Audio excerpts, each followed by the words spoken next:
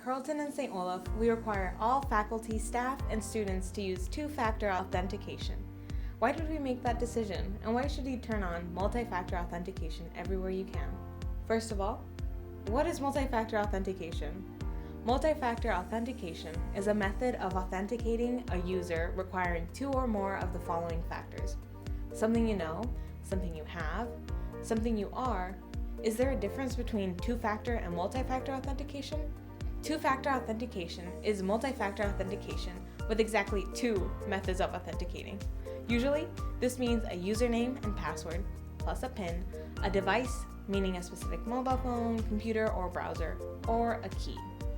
All two-factor authentication is multi-factor authentication, but not every multi-factor authentication is two-factor authentication. So why should you care? Weak or stolen credentials are used in 95% of all web application cyber attacks. Using multi-factor authentication will protect you from the vast majority of these kinds of attacks. Multi-factor authentication protects you even when your password is compromised. There have never been more avenues for your username and password to be compromised than now. Examples include phishing, malware, browser hijackers, and keyloggers.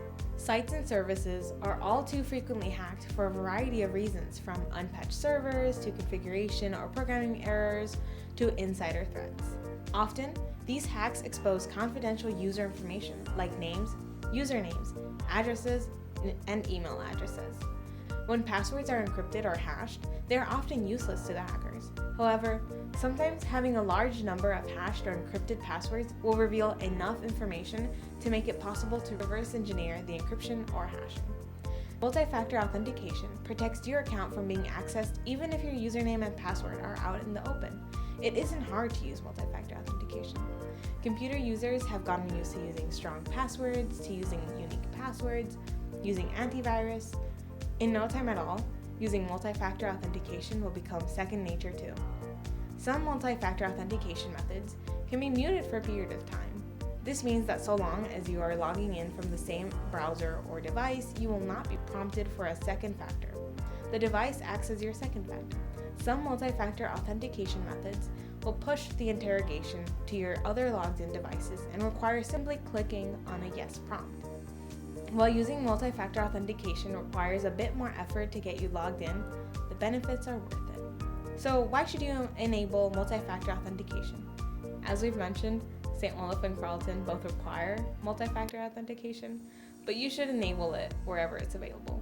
This means at your bank and other financial institutions, where you shop online, Etsy, Apple, iTunes, airlines, and other travel sites, your social network accounts like Instagram and Facebook.